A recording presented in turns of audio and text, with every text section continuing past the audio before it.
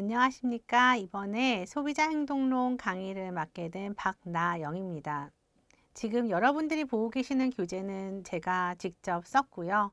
그래서 여러분들이 이제 독학사 학위를 이제 취득하려고 하시는 거잖아요. 그래서 이제 독학사 학위를 취득하는 게 이제 가장 첫 번째 목표이겠고요. 제가 이제 이 강의를 하게 된 목적 중에 첫 번째는 여러분들의 독학사 학위를 도와드리자.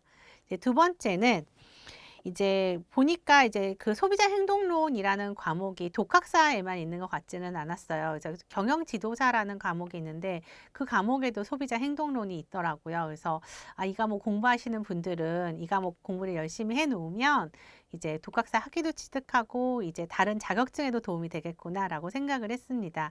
그리고 이제 세 번째로는 여러분들이 이 강의를 들으면서 소비자 행동에 대해서 좀 잘 이해할 수 있었으면 좋겠다는 바람을 가지고 이 책을 썼어요. 그래서 여러분들이 이제 이 책을 저와 함께 이제 45강의를 하고 나면 제가 아는 거에 거의 이제 70-80% 여러분들이 가져가시는 게 아닐까라고 생각이 들 정도로 이제 그런 소비자에 대한 이해도가 굉장히 높아지고, 그리고 본인도 우리는 스스로 소비자이기도 하잖아요. 본인에 대한 소비 행동에 대해서도 되돌아볼 수 있는 그런 그 기회가 열리지 않을까 싶습니다. 사람에 대한 이해가 인간에 대한 이해가 높아질 것으로 생각을 합니다.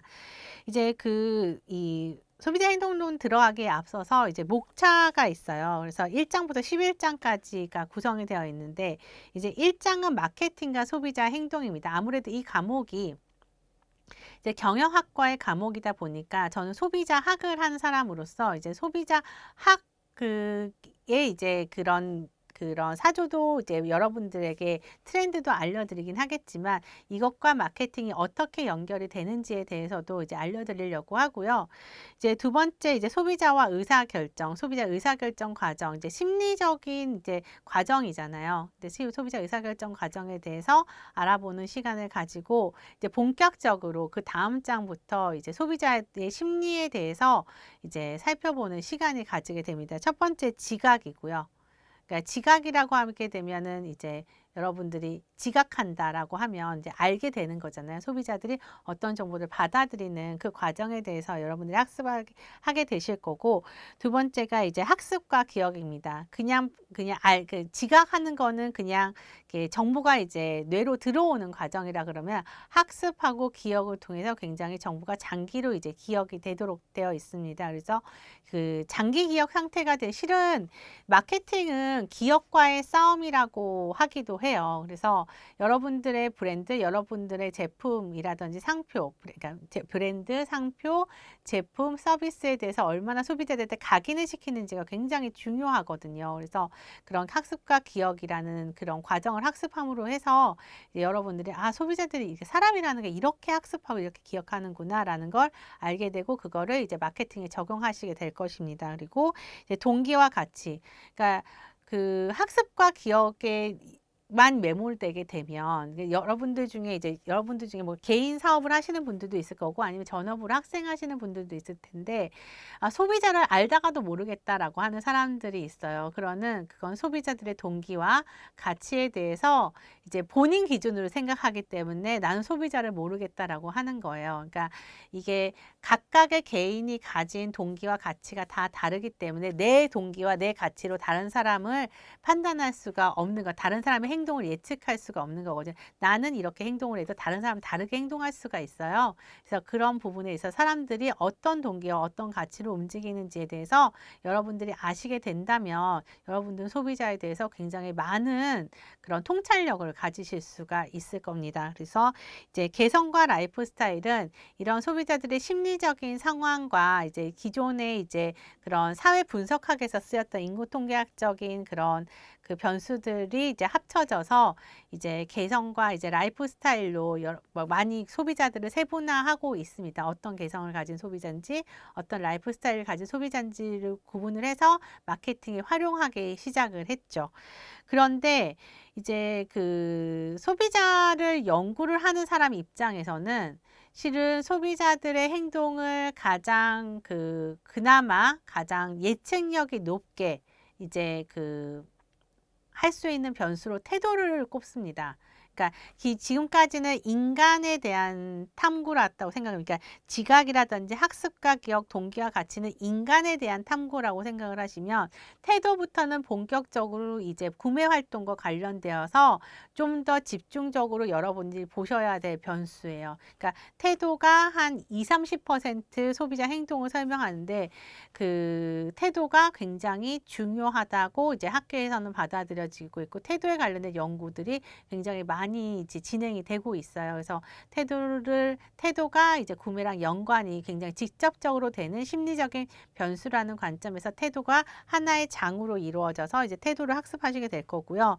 그런 이제 심리적인 학습, 기억, 지각, 동기와 가치, 태도, 개성, 라이프 스타일들도 중요하지만 우리가 사는 그 사회는 사회 속에서 이제 소비자가 존재를 하는 거잖아요. 그러니까 소비자가 아무리 그런 내적인 그런 프로세스를 가지고 있다라고 하더라도 그런 문화에 대한 영향력에서 벗어날 수는 없어요. 소비자들의 외부적 영향력으로서 가장 크게 미치는 것이 문화입니다. 그리고 하위나 중거 집단 등이죠. 그래서 그 문화와 이제 사회 계층, 중거 집단, 가족에 대해서도 살펴봐야지만 소비자 행동의 프로세스에서 얼마나 이러한 외부적인 그 변수들이 영향을 미치는지를 여러분들이 아실 수가 있습니다. 그래서 문화, 사회계층, 중거 집단, 가족까지 살펴본 다음에 그 다음에 여러분들이 스스로 자아에 대해서 이제 살펴보니까 소비자들이 선택하는 물건들 중에 가장 또 설명력이 높은 게 나와 맞는 물건에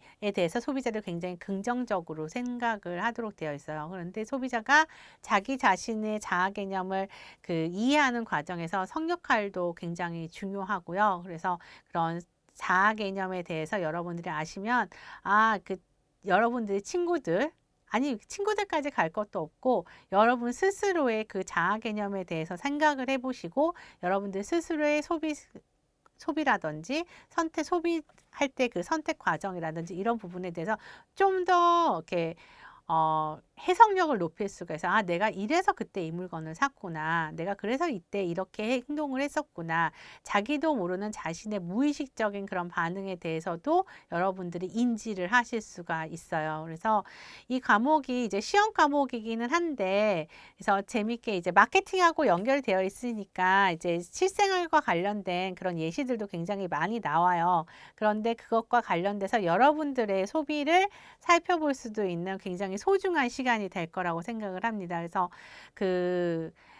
제가 이제 소비자학을 처음 했을 때는 이런 식으로 강의가 없었어요. 20 몇 년 전만 하더라도 이렇게 소비 행동에 대해서 지금까지와 관련된 것과는 좀 다른 접근이 좀 더 재미없고 고루하고 아니면 마케팅은 너무 지엽적인 마케팅 과목이었어요. 지엽적인 마케팅 기법이라든지 이런 것에 매몰이 되어 있어가지고 좀 더 마케팅도 딱딱했고 소비자학도 딱딱했는데 지금 이렇게 마케팅 분야에서도 소비자 행동을 연구를 하면서 그 두 개가 적절히 믹스가 돼서 여러분들에게 실생활에 도움이 될 수 있는 과목으로 탄생하지 않았나 싶습니다. 그래서 소비자 행동과 마케팅 전략에서는 뭐냐면 제가 이 과목에서 바라는 거는 마케팅 전략이 일어났을 때, 그래서 그랬구나. 그때 배웠던 시간에 그래서 이런 문제가 있었는데 라고 생각하면서 여러분들이 기억할 수 있으면 저는 아마 이 강의의 목표를 120% 거의 200%